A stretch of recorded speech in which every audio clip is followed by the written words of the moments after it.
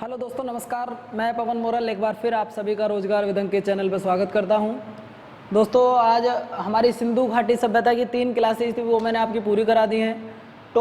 एक नया टॉपिक आज आपके सामने शुरू हो रहा है, वैदिक सभ्यता। देखिए, क्लास बेशक छोटी हो उस बात से कोई मतलब नहीं होता है। मैं ये नहीं करता कि पिछली क्लासों को 15 मिनट आपको रिवाइज कराऊँ उसके बाद आपकी क्लास शुरू करूँ, ऐसा कुछ नहीं है। हमें जो भी मटेरियल देना होता है बहुत छोटे समय में और बहुत फैक्चुअल पॉइंट जो उम्मीद करता हूं जहां से क्वेश्चन पूछने की संभावना है। सबसे पहले मेरा आपसे यही निवेदन है, बस क्लास अगर आपको अच्छी लग रही हो और फर्स्ट क्लास लग रही हो तो मेरे कहने से एक बार चैनल को लाइक कर दो, बस इतना कर दो और कुछ नहीं कराना आपसे। लाइक शेयर सब्सक्राइब करते रहो। और बस जैसा कि भैया ने भी आपसे पहले कहा था एक बार कि पढ़ो तो एक चैनल से पढ़ो, चाहे किसी भी चैनल से पढ़ो। ये ना हो कि आज यहाँ से देख लिया कल वहाँ से देख लिया तो आप थोड़े से कंफ्यूज में आ जाओ। क्यों? क्योंकि हर टीचर का थोड़ा थोड़ा अपना तरीका अलग होता है। आप किसी भी टीचर से पढ़ो, रीजनिंग के एक सवाल को कोई अलग करा रहा है, कोई मैथ का अलग करा रहा है। तो निवेदन करता हूँ, आप मैथ और इंग्लिश के लिए अंकित भैया से बढ़िया आपको टीचर कोई नहीं मिलेगा।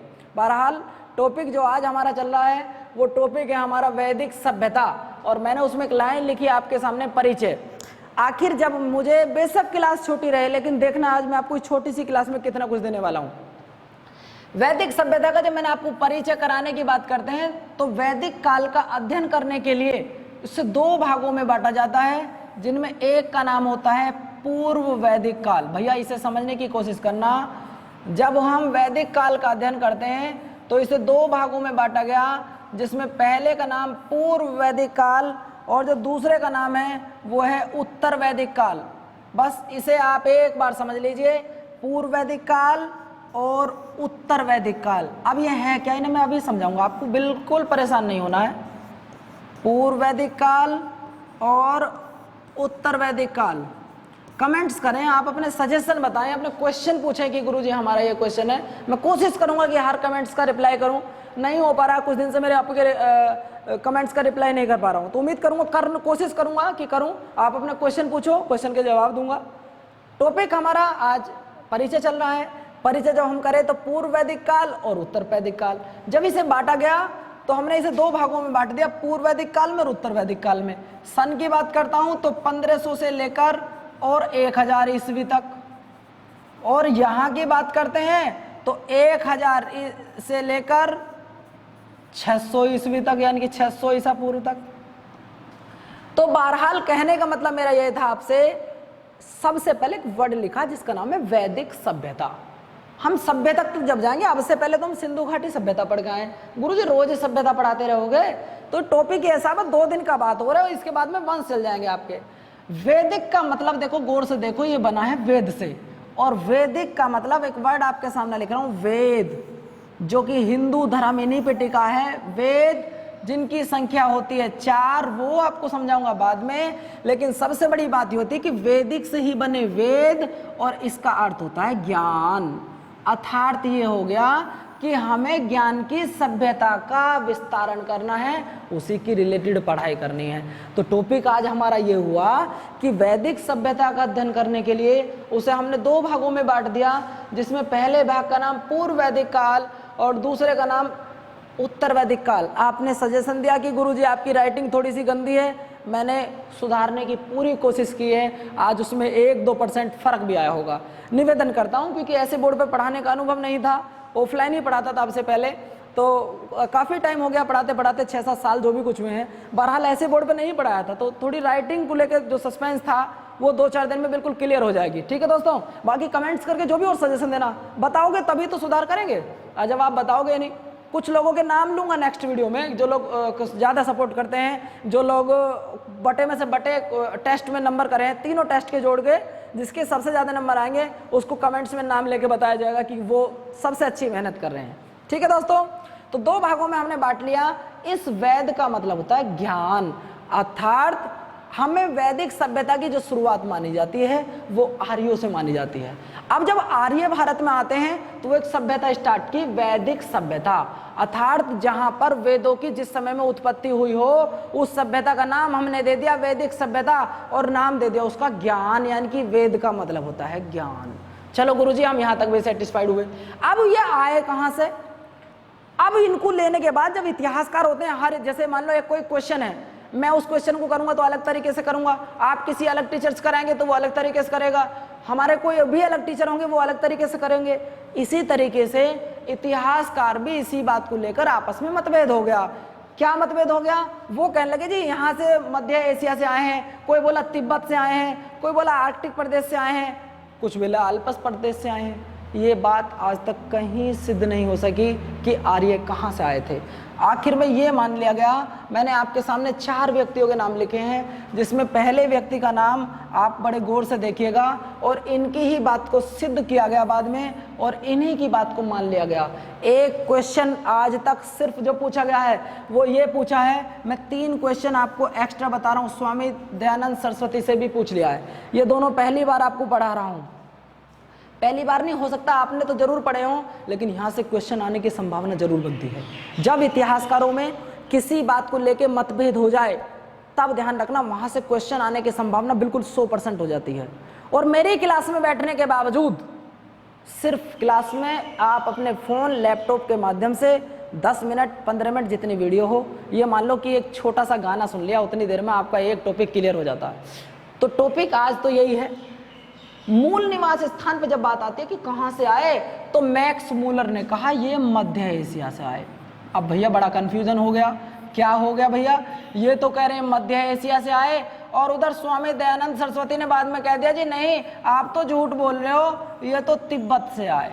जब एक ही बात को लेकर 3 आदमी एक ही बात को लेकर कहेंगे तो ये बताओ आपस में विवाद होगा या नहीं होगा। अब ये बोल रहे हैं भैया ये तो आल्पस पर्वत से आए, कहाँ से आए, आल्पस पर्वत से आए, और ये कहाँ से आए, ये बोले जी आर्कटिक प्रदेश से आए। तो एक ही बात को लेकर अब विवाद हो गया। क्या राइटिंग आज आपको कुछ समझ में आ रही होगी, बहुत धीमे धीमे लिख रहा हूं। मैक्स मूलर जी कहते हैं कि आर्य मध्य एशिया से आए, डॉक्टर संपूर्णानंद जी कहते हैं वो अल्पस से आए, अल्पस पर्वतियों की यूरेशिया में पड़ता है, वो भी चीज में लिख दूं आपके सामने, कभी कोई पूछ ले, यूरेशिया में पड़ता है। दूसरी सबसे बड़ी बात, बाल गंगाधर तिलक कह रहे हैं नहीं ये तो आर्कटिक प्रदेश से आते हैं। इसके बाद में स्वामी दयानंद सरस्वती जी, इनसे अभी एक क्वेश्चन भी मैंने आपसे पूछा था। दूसरी बात ये कि ये कहाँ से आए, ये बोले ये तो तिब्बत से आए। तो भैया फिर आपस में लेके विवाद हो गया। अंत में जब निष्कर्ष निकला तो मैक्स मूलर जी की बात को मान लिया गया कि आर्य मध्य एशिया से आए। चलो ठीक है भैया, इनकी बात मान ली, इतिहासकारों में ये बात खत्म हुई। अब इस बात का अध्ययन जब हमने किया गया, आगे अध्ययन कैसे करते हैं, इनके साहित्य के बारे में जाते हैं। जब हमने वैदिक सभ्यता के बारे में जानना शुरू करा तो वैदिक सभ्यता को हम किससे जान सकते हैं, पुरातात्विक के द्वारा। तो हमने जो इनकी खोज की गई, जो हमें मिला, तो सबसे पहला जो पॉइंट मिला वो होता है साहित्यिक स्रोत। क्या इनके कोई साहित्यिक स्रोत हैं जिनसे पता लगाया जा सके कि ये लोग किसकी पूजा किया करते थे, कैसा इनका रहना सहना था। तो सिंधु घाटी सभ्यता के बाद जो दूसरी सभ्यता थी वैदिक सभ्यता, उन वैदिक सभ्यता में जो जानकारी के स्रोत थे, उन जानकारी के स्रोत में, यानी कि पता कैसे लगाएं, जानकारी के स्रोत में पहला स्रोत था साहित्यिक स्रोत। अब साहित्यिक स्रोत कौन से होते हैं, इनमें कुछ कुछ डिवाइड किया गया। वो कौन कौन है भैया, वो मैं आपके सामने लिख दे रहा हूं। साहित्यिक स्रोत में क्या क्या आ सकते हैं, जैसे कि वेद। ध्यान रखना, वेद का अर्थ होता है ज्ञान, वेद का अर्थ होता है ज्ञान प्राप्त करना। चलो भैया ये भी बात क्लियर होगी। और क्या है गुरुजी, और है उपवेद। चलो ये भी बात हमने मानी। और क्या है भैया, ये और है जी वेदांग। जो गुरुजी जब आपने वेदांग लिख दिए, वेद लिख दिए, तो वेदांग लिखने जरूरी थे भाई? जरूरी तो कुछ भी नहीं था, लेकिन वहां ऐसा इतिहास मिला तो पढ़ना पड़ेगा। अब वेदों की संख्या अगर आपसे पूछता हो तो इनकी संख्या है 4, इनकी संख्या अगर आपसे पूछता हो तो इनकी संख्या भी 4 है। अगर आपसे वेदों का, वेदांग का मतलब होता है वेदों का अंतिम भाग, तो भैया इनकी संख्या है 6। अब आते हैं हम पुराण पर। पुराणों की संख्या जब हम आते हैं तो पुराण भैया टोटल 18 है। और पुराणों को लेकर बड़ा कंफ्यूजन होता है, क्योंकि पुराण वैदिक साहित्य का भाग नहीं माने जाते हैं। बस एक क्वेश्चन ध्यान रखना, जो सबसे बड़ा पुराण होता है वो मत्स्य पुराण होता है। चलो ये भी बात मेरी सिद्ध हो जाती है। इसके बाद 5वीं चीज पा जाते हैं, वो होती है उपनिषद, और उपनिषद की संख्या होती है 108। भैया ये चीज हमें इनके साहित्य के बारे में पढ़नी है। क्या सबसे पहले वेद, इसके बाद में उपवेद। देखिए वेद सब जानते हैं, 4 वेद होते हैं, ऋग्वेद, यजुर्वेद, सामवेद और अर्थवेद। लेकिन अगर मैं उपवेद पूछने लग जाऊं तो आयुर्वेद, गंधर्ववेद, धनुर्वेद और शिल्पवेद, 4 वेद होते हैं। वेदांग की बात करें तो वेदांग 6 होते हैं, शिक्षा, कल्प, ज्योतिष, छंद और निरुक्त होते हैं, और एक व्याकरण। अगर वेदांग की बात करें तो नाम तो लिखना बड़ा मुश्किल है, 18 कौन कौन से हैं, लेकिन ये पूछ लेता है, मत्स्य पुराण है, गरुड़ पुराण है, वायु पुराण है। तो पुराण तो बहुत सारे हैं, मुझे तो याद है, लेकिन इतने बहुत बोल नहीं पाऊंगा। 18 पुराणों में जो सबसे बड़ा पुराण है, अगर पुराणों से सवाल आए तो 2 सबसे इंपॉर्टेंट, ये कि क्या पुराण वैदिक साहित्य का भाग है? बिल्कुल नहीं है। दूसरी बात ये कि आप कहोगे फिर इन्हें लिखा क्यों गया, वो बताऊंगा अगली क्लास में क्यों लिखा गया है। सबसे बड़ा पुराण को वो मत्स्य पुराण है। तीसरा जो 5वां टॉपिक है वो है उपनिषद। उपनिषद है भैया 108। एक और वर्ड पढ़ना होगा हमें यहाँ पे, अरण्यक, अरण्यक। देखिए जब गुरु जंगलों में बैठकर, आपने पहले एक वर्ड सुना होगा गुरुकुल, जब गुरु जंगलों में बैठकर अपने शिष्यों को एकांत में ज्ञान की प्राप्ति कराते हो, वो अरण्य कहलाता है। ये 6 पॉइंट इनकी जानकारी के हैं, जहां से हमें जानकारी होती है। अब इन्हें थोड़ा सा एक्सप्लेन कर लेते हैं, वो क्या चीज है। तो भैया सबसे पहले देखते हैं वेद। जब हम वेद देखते हैं तो वेदों में जो हमें मिला सबसे पहले वो 4 वेद होते हैं। ये चीज आपको बता दूं कि वेद होते हैं 4, और सबसे पहला वेद जहां से क्वेश्चन आने की संभावना हर बार रहती है, उनका नाम है ऋग्वेद।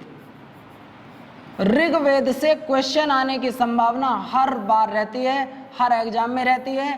पहला क्वेश्चन क्या आ सकता है, लाइन टू लाइन लिख रहा हूं, सबसे बड़ा वेद, सबसे बड़ा वेद। दूसरा सबसे प्राचीन वेद, सबसे बड़ा वेद है, सबसे प्राचीन वेद है। इसमें कुल मिलाकर 10 मंडल हैं और 1028 सूक्त हैं। अब ये मंडल क्या है गुरुजी वो बताओ। जैसे कि कुछ बच्चे संविधान आपने पढ़ा होगा, तो जैसा पढ़ा रहे हैं टीचर्स यहाँ पे, मैम पढ़ा रही हैं, तो उन्होंने आपको लिखवाए होंगे भाग। भाई भारतीय संविधान का भाग 1, अनुच्छेद 1 से लेकर 4 तक, या 5 से लेकर 11 तक दूसरा, तीसरा, इस तरीके से आपने भाग पढ़े होंगे। इसी तरीके से मंडल है। मंडल 1 में क्या लिखा गया है, मंडल 2 में क्या लिखा गया है। अब आप इतनी बड़ी तैयारी में तो होने की आप सारे मंडल याद करोगे, तो मैं लिखित रूप में गारंटी आपसे ले सकता हूं कि बस आप अगर कांस्टेबल या एसआई तक की तैयारी कर रहे हो तो ऋग्वेद जब आप पढ़ो उसमें 5 पॉइंट आपको पढ़ने हैं। वो कौन कौन से? सबसे बड़ा, सबसे प्राचीन, 10 मंडल, 1028 सूक्त, और इसके मंडल पढ़ने हैं आपको 3रा, 7वां, 9वां और 10वां। ये 4 मंडल आपको पढ़ने हैं। यहाँ से उम्मीद करते हैं कि क्वेश्चन आने की संभावना है। ऋग्वेद के आपको 4 मंडल पढ़ने हैं, 3रा, 7वां, 9वां और 10वां। अब इन तीसरे मंत्र में गुरुजी आपकी दृष्टि से इंपॉर्टेंट क्यों है? वो इसलिए इंपॉर्टेंट है मेरे भाई क्योंकि तीसरे मंडल में गायत्री मंत्र दर्शाया गया है। अब ये गायत्री मंत्र कौन सा होता है वो आप सब जानते हैं कि ओम भूर्भुवः स्वः तत्सवितुर्वरेण्यं भर्गो देवस्य धीमहि धियो यो नः प्रचोदयात्। ये वाला जो मंत्र है, इस मंत्र की जो रचना की थी वो स्वयं विश्वामित्र जी ने की थी। एक क्वेश्चन तो ये, और एक वर्ड को लेके जो मैं परेशान हूं थोड़ा सा, विश्वामित्र जी इसकी रचना करते हैं जिस मंत्र को गायत्री मंत्र कहा गया। आखिर ये मंत्र किसके लिए कहा गया था? तो कुछ किताब कहती हैं कि ये मंत्र सावित्री देवी के लिए कहा गया, और कुछ किताब जो एनसीईआरटी की किताब है वो कहते हैं ये मंत्र सविता देवी को समर्पित है। तो ये बात अब थोड़ी सी कंफ्यूजन में आ जाती है, भाई किताब में सविता लिखा, सावित्री लिखा है, गुरुजी आप सविता बता रहे हो। मैंने भी सावित्री पढ़ा, मैं ऐसी बात नहीं कि आपकी बात का उल्लंघन कर रहा हूं। तो ये ऑप्शन के ऊपर डिपेंड होता है। अगर ऑप्शन सावित्री हो तो आप सावित्री लगा देना, और ऑप्शन में दोनों हो और आप कांस्टेबल से ऊपर की तैयारी कर रहे हो तो पक्का आप इसका आंसर साविता दें। ये मेरी आपसे विनम्र विनती है। दूसरी सबसे बड़ी बात फिर बता देता हूं, ऋग्वेद सबसे बड़ा वेद, सबसे प्राचीन वेद, 10 मंडल, 1028 सूक्त। गायत्री मंत्र तीसरे मंडल में जो सविता देवी को समर्पित है, विश्वामित्र ने इसकी रचना की है। मैंने मंत्र आपको बोल के बता दिया कि कौन सा गायत्री मंत्र होता है। दूसरी बात, ऋग्वेद का 7वां मंडल बहुत ज्यादा इंपॉर्टेंट है। इसमें 10 राजाओं के युद्ध का वर्णन है जो कि परूषणी यानी कि रावी नदी के तट पर हुआ था। तीसरा गायत्री मंत्र, 7वें में 10 राज्य युद्ध या 10 राजाओं के युद्ध का वर्णन है। जिस युद्ध में भरतजन नामक योद्धा जीत जाते हैं। और कुछ लोग कहते हैं, किताब कहते हैं कि इसलिए हमारे देश का नाम भारत पड़ा था, क्योंकि भरतजन नाम के योद्धा जीत गए थे। कुछ नहीं, थ्योरी याद करनी है। आप एक बात याद करेंगे कि ऋग्वेद के 10वें मंडल में 10 राज्य युद्ध वर्णन है, यानी कि 10 राजाओं के युद्ध का वर्णन वो किस में दिया गया है, वो 7वें में है, जिसमें भरतजन नामक योद्धा जीत जाते हैं, इसीलिए हमारे देश का नाम भारत पड़ता है, भरतजन सुदास। ऋग्वेद का 9वां मंडल, ये थोड़ा सा इंपॉर्टेंट है भैया। ऋग्वेद का 9वां मंडल सोम देवता को समर्पित है, सोम देवता। अब ये सोम देवता कौन से भैया? सोम मतलब शिव जी, देवता मतलब सोम देवता को समर्पित है, शिव जी भगवान को समर्पित है। ऐसा मंडल जो किसी भगवान को समर्पित हो, जो तो विष्णु जी को भी हैं, लेकिन ऐसा मंडल जो सिर्फ शिव जी भगवान को समर्पित हो, वो 9वां मंडल है। और जो यहाँ पर सबसे ज़्यादा इंपॉर्टेंट आ जाता है वो है ऋग्वेद का 10वां मंडल। और इस 10वें मंडल में क्या है? 10वें मंडल में दिया गया है पुरुष सूक्त। ये पुरुष सूक्त क्या है, इसे समझा दूं आपको क्या है भैया, देख लो जरा। पुरुष सूक्त या वर्ण व्यवस्था। अब ये वर्ण व्यवस्था होती क्या है, यानी कि जातियों में बांट देना। कौन कौन सी? ब्राह्मण, क्षत्रिय, वैश्य और शूद्र। यानी कि अगर कोई आपसे क्वेश्चन पूछता हो क्या कि जातियों को एक दूसरे से अलग करना या जातियों को बांटना, वो किस में रखा गया सबसे पहले, तो ध्यान रखना वो ऋग्वेद के 10वें मंडल में रखा गया है। उम्मीद करता हूं इससे फालतू आपसे नहीं पूछने का। हाँ, कई बार आपसे ये पूछ लेगा है कि इन्हें पढ़ने के लिए कुछ पंडितों की आवश्यकता पड़ी, जैसे कि कौन कौन से हैं, मैं आपको बता देता हूँ। ऐत्रेय, कौशिकी, जैमिनी, तांड्य, शतपथ और गोपथ, ये 8 ब्राह्मण हुए हैं। जब आपको ब्राह्मण पढ़ाऊंगा एक बार फिर बता दूं, ऐत्रेय, कौशिकी, जैमिनी, तांड्य, शतपथ और गोपथ, ये 6 ब्राह्मण हैं। कौन कौन से ब्राह्मण हैं, जब टॉपिक पढ़ाऊंगा ब्राह्मणों का तो लिखवाऊंगा ऋग्वेद के ब्राह्मण, यजुर्वेद के ब्राह्मण, सारी चीज आपको लिखवाई जाएगी। ऋग्वेद का आप स्क्रीनशॉट ले लीजिए। उम्मीद करता हूं कि यहां से क्वेश्चन आने की संभावना है। क्या? सिर्फ ये वाले कि पुरुष सूक्त किस मंडल में दिया गया है। और पुरुष सूक्त सबसे पहले कहाँ क्या करता है, वो जातियों का बंटवारा। ब्राह्मण जो क्या करेंगे भैया, ब्राह्मण सिर्फ वाचन करेंगे, पढ़ाई लिखाई करेंगे, क्षत्रिय युद्ध करेंगे, वो लड़ेंगे, वो नहीं पढ़ेंगे। तो ऐसा कुछ नहीं है। पहले ये काम पे डिपेंड हुआ करता था, फिर उसके बाद जन्म पे डिपेंड हो गया। सबसे बड़ी बात ले लिया आपने स्क्रीनशॉट, तो आगे चलते हैं। दूसरा वेद जो हमारा बचता है वो वेद है भैया हमारा यजुर्वेद। देखिए कई बार होता क्या है, यजुर्वेद अगर आपको ऋग्वेद समझ में आ गया होगा तो यजुर्वेद भी समझ में आएगा। क्यों? क्योंकि जैसे कहते हैं ना कि जस्ट लाइक फॉर कॉपी, कि भाई पवन तो बिल्कुल उसके जैसा ही है, सेम टू सेम। यार ये 2 लड़की, जैसा आपने कपिल के शो में देखा होगा, चिंकी मिंकी दोनों एक जैसी आती हैं, उसी तरीके से जैसा ऋग्वेद है वैसा ही यजुर्वेद है। आपसे पूछेगा कि ऐसे वेद जो दोनों बिल्कुल नए हों, बस इसकी एक खास बात है, इसमें 75 मंत्र ही नए हैं, बाकी दोनों सेम टू सेम है। इसकी सबसे बड़ी बात यह है कि यह गद और पद दोनों भाषा में लिखा गया है। सबसे बड़ी बात यह है, आपने गद्यांश और पद्यांश पढ़े होंगे, ये आपका ऋग्वेद यजुर्वेद ऐसा है जो गद और पद दोनों में लिखा गया है। इनके ब्राह्मण भी आगे लिखवाएंगे आपको। इसके बाद आ जाता है आपका सामवेद। इंपॉर्टेंट नजरिए से पेपर कैसे, सामवेद कैसे इंपॉर्टेंट है वो बता दे रहा हूं। सामवेद देखो भैया, सामवेद में सबसे पहले संगीत का वर्णन किया गया था। आपने सुने होंगे जो संगीत के 7 स्वर होते हैं, सारे गामा पादानी सा रे रे, वो जो संगीत के 7 स्वर होते हैं उनका अगर सबसे पहले कहीं वर्णन किया गया था, बस एक ही क्वेश्चन आपको याद रखना है कि संगीत का सबसे पहला जो वर्णन किया गया था वो सामवेद में किया गया था। इसके बाद लास्ट टॉपिक जो आज का है वो है अर्थवेद। अर्थवेद से क्या क्वेश्चन आ सकते हैं वो चीज सुन लीजिए। सबसे छोटा वेद, सबसे नया वेद, भाई बाद में लिखा जा रहा तो नया ही होगा। सबसे छोटा वेद, सबसे नया वेद। फिर इसमें व्याख्या किसकी की गई है? व्याख्या की गई है विवाह की, व्याख्या की गई है प्रेम की, व्याख्या की गई है, इसमें चिकित्सा की